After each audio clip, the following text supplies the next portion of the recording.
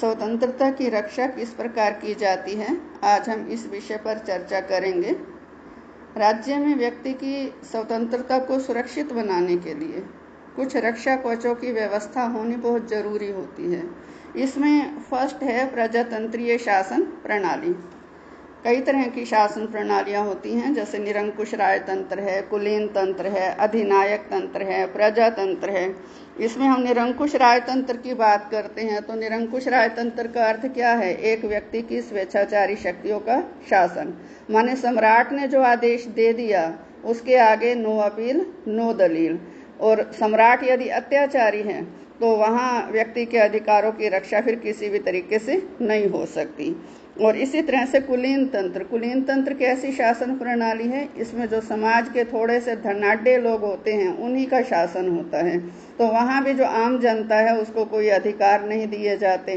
और अधिनायक तंत्र में तो जो तानाशाह है, अधिनायक तंत्र माने तानाशाही व्यवस्था, जो तानाशाह है वो बंदूक के बल पर शासन करता है। और यदि कोई तानाशाह का विरोध करता है तो वो फिर अपनी जान से भी हाथ धो बैठता है। ये ऐसी शासन प्रणालियां हैं जिसमें व्यक्ति का जो जीवन है वही शासकों की दया दृष्टि पर निर्भर करता है। अब इसमें नेक्स्ट है लोकतंत्र।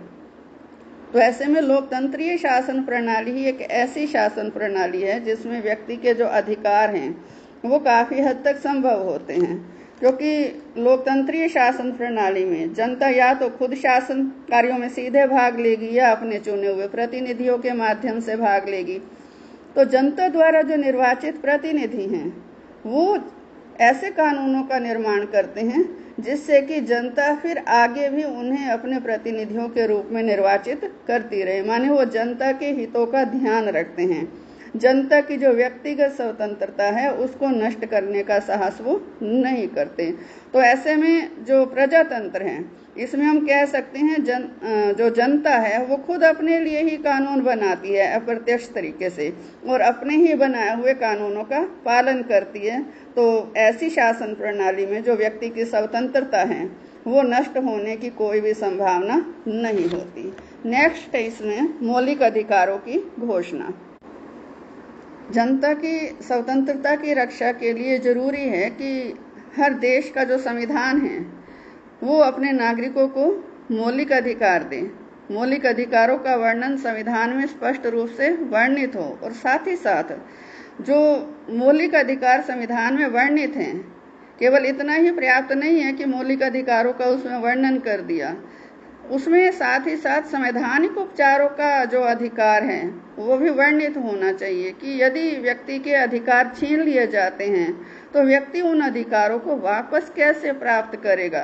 ये संवैधानिक उपचार भी संविधान में वर्णित होने चाहिए। जैसे हम हमारे ही देश का संविधान देखते हैं, हमारे संविधान के 3य अध्याय में हमें 6 मौलिक अधिकार दिए गए हैं। इन 6 मौलिक अधिकारों में पहले जो 5 अधिकार हैं वो क्या हैं? हमारी स्वतंत्रताएं, हमारी सुविधाएं, हमारे अधिकार।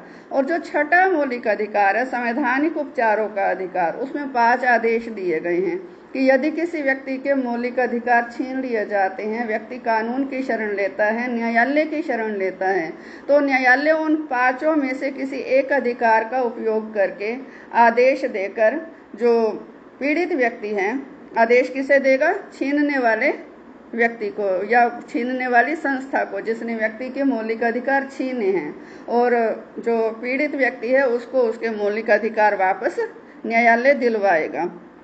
तो ऐसे में जो वर्तमान समय में सभी राज्य हैं अपने संविधान में मौलिक अधिकारों की व्यवस्था भी करते हैं, और साथ ही साथ उसके साथ कानून की शक्ति भी जो है वो भी उसका भी वर्णन संविधान में ही करते हैं कि व्यक्ति अपने मौलिक अधिकारों को छीने जाने के बाद वापस भी कैसे प्राप्त कर सकता है। तो ऐसे में जो मौलिक अधिकार है वो संविधान द्वारा पूरी तरह से सुरक्षित यदि हैं तो फिर स्वतंत्रता को किसी भी तरह का कोई भय नहीं होता। थर्ड है इसमें स्वतंत्र न्यायपालिका। एक फ्रांसीसी विद्वान हुए हैं मॉन्टेस्क्यू कहते हैं कि जो व्यक्ति की स्वतंत्रता है वो सुरक्षित रहे, इसके लिए जरूरी है कि हर राज्य में शक्तियों के पृथक्करण का सिद्धांत अपनाया जाए, हर शासन प्रणाली में। तो ये शक्तियों के पृथक्करण का सिद्धांत क्या है? कौन सी शक्तियां हैं ये शक्तियां हैं सरकार की 3 शक्तियां। सरकार की कानून निर्माण की शक्ति, कानूनों को लागू करने की शक्ति और न्याय करने की शक्ति। वैधानिक शक्ति, कार्यकारी शक्ति और न्यायिक शक्ति। मॉन्टेस्क्यू कहते हैं ये जो सरकार की 3 शक्तियां हैं ये किसी एक व्यक्ति या किसी एक संस्था में केंद्रित नहीं होनी चाहिए, बल्कि अलग अलग व्यक्तियों और अलग अलग संस्थाओं के हाथों में ये होनी चाहिए। क्योंकि ये जो शक्तियां हैं यदि एक ही व्यक्ति या एक ही संस्था के पास होगी तो वही व्यक्ति या वही संस्था कानून बनाएंगे, वही उसको लागू करेंगे, और यदि वो कानून गलत है, जनता न्यायालय की शरण में जाती है तो न्यायपालिका में भी वही व्यक्ति हैं। तो ऐसे में जनता के अधिकार और स्वतंत्रताएं कभी भी सुरक्षित नहीं रह सकते। तो मॉन्टेस्क्यू ने शक्तियों के पृथक्करण का जो सिद्धांत दिया है इसे ज्यों का त्यों अपनाना तो असंभव सा है, व्यावहारिक नहीं है ये। लेकिन इस सिद्धांत में एक सच्चाई है जिससे इनकार नहीं किया जा सकता कि जो व्यक्तिगत स्वतंत्रता की सुरक्षा है उसके लिए जरूरी है कि न्यायपालिका का विधान पालिका और कार्यपालिका के नियंत्रण से मुक्त होना चाहिए।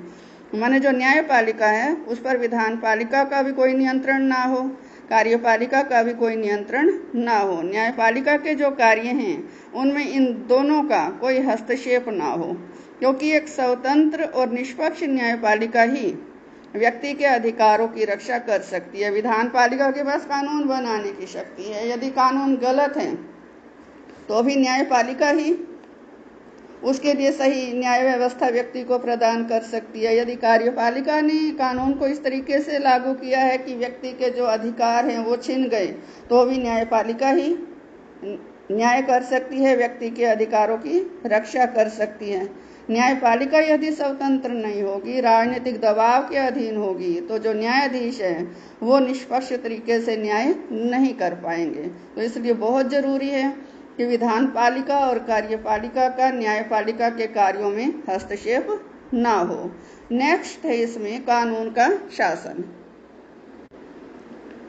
एक निष्पक्ष न्यायपालिका भी व्यक्ति की स्वतंत्रता की रक्षा तभी कर सकती है जब कानून का शासन हो, किसी निरंकुश तानाशाह या सम्राट का शासन ना हो। कानून के शासन का अर्थ क्या है कि जहां कहीं भी कानून का शासन होता है वहां कानून सर्वोच्च होता है।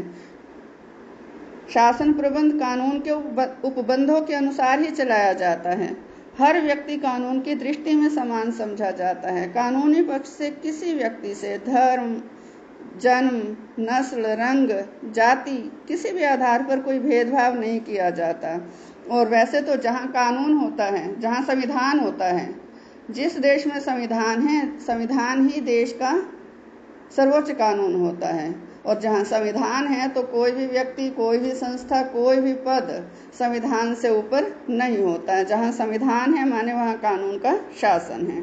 तो ऐसे में स्वतंत्रता की सुरक्षा के लिए बहुत जरूरी है कि राज्य में किसी भी वर्ग के लोगों को संविधान के अंतर्गत कोई विशेष अधिकार प्राप्त ना हो।